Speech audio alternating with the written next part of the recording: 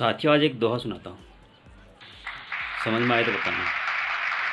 बहू बीती थोड़ी रही, पल पल गई बिताई। बहू बीती थोड़ी रही, पल पल गई बिताई। एक पल के कारणे ना कलंक लग जाए। मतलब एक पल के कारणे ना कलंक लग जाए। समझ में आया? नहीं आया? बिल्कुल नहीं आया। समझाता हूँ, सुनो। एक राजा को राज भोगते भोगते काफ़ी समय हो गया था और उनके तो बाल भी सफ़ेद हो चुके थे। तो एक दिन उसने अपने दरबार में एक उत्सव रखा। अपने गुरुजन, राजा महाराजा, साथियों और सभी को बुलाया और उनके साथ एक नर्तकी को भी बुलाया, नाचने वाली को। तो राजा बड़ा प्रसन्न था। उसने अपने गुरुजी को भी कुछ असरफियाँ दी ताकि जो रात को नाचने वाली इसके घर पर नाचेगी तो वो भी उसे इनाम देगा।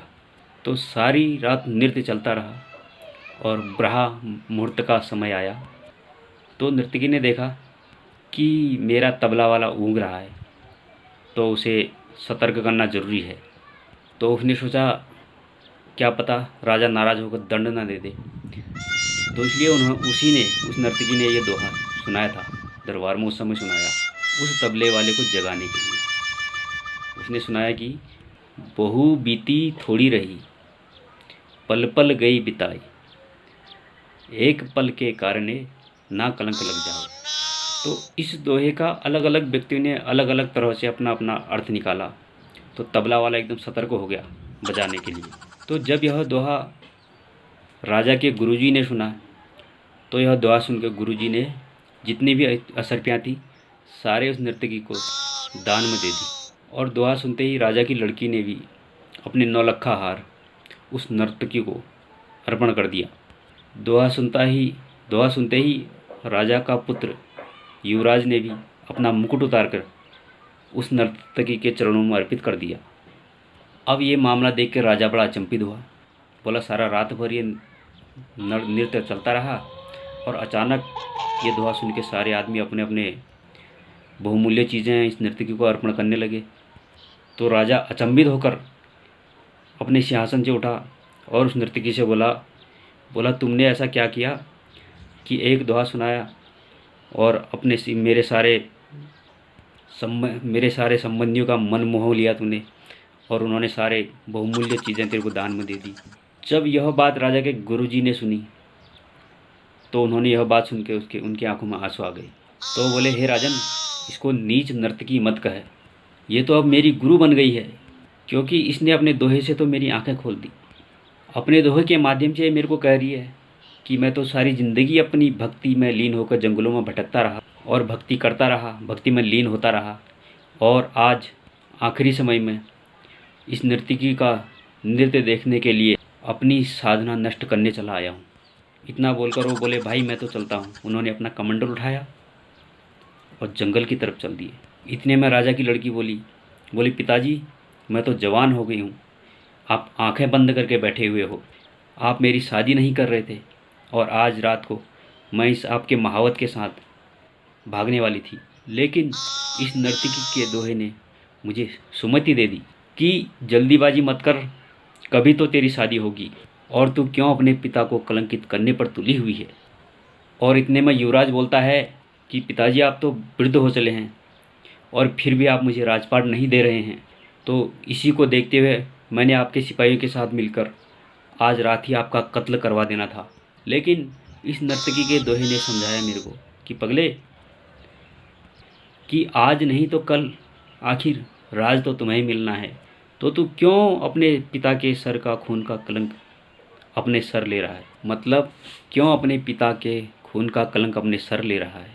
जब राजा ने ये सारी बातें सुनी तो राजा को भी आत्मज्ञान हो गया और राजा के मन में वैराग्य आ गया और राजा ने तुरंत फैसला लिया कि क्यों न मैं अभी अपने युवराज का राज तिलक कर दूं।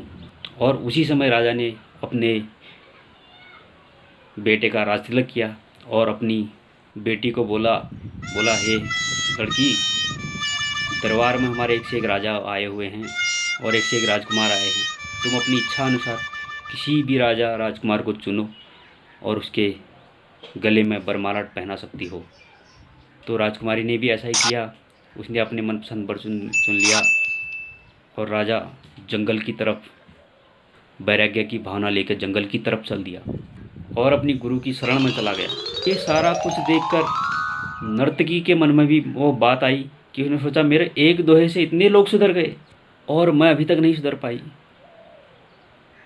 ये जानकर नर्तकी के मन में भी वैराग्य की भावनाएं आ गई। उसी समय नर्तकी ने निर्णय लिया कि हे प्रभु, कि मुझे क्षमा करना, मैं आज से अपने यह नाचना बंद करती हूँ और मैं आपकी शरण में आना चाहती हूँ और आप मुझे अपनी शरण में ले लो। आज से मैं सिर्फ तुम्हारे नाम का सिमरन करूँगी। बहु बीती थोड़ी रही, पल पल गई बिताई, एक पल के कारणे ना कलंक लग जाए। ना समझे? अरे फिर भी ना समझे तो सुनो। आज हम इस दोहे को लेकर यदि कोरोना को लेकर अपनी समीक्षा करके देखें तो हमने पिछले 22 तारीख से जो संयम बरता और परेशानियां झेली, ऐसा न हो कि हमारी अंतिम क्षण में एक छोटी सी भूल, हमारी लापरवाही हमारे साथ पूरे समाज को ना ले बैठे। इसीलिए हम सब मिलकर कोरोना से संघर्ष करें और घर पर रहें, सुरक्षित रहें, वो सावधानियों का विशेष ध्यान रखें। बहु बीती थोड़ी रही, पल पल गई बिताई, एक पल के कारणे ना कलंक लग जाए। समझ में आ गया? आ गया समझ में कि इतने दिन हमने तो झेल लिए, अब थोड़ी दिन और झेल लो, क्यों अपने ऊपर कलंक लगाएं। इसलिए घर पे रहें, सेफ रहें, सुरक्षित रहें और कोरोना से संघर्ष करें। धन्यवाद, नमस्कार, जय हिंद।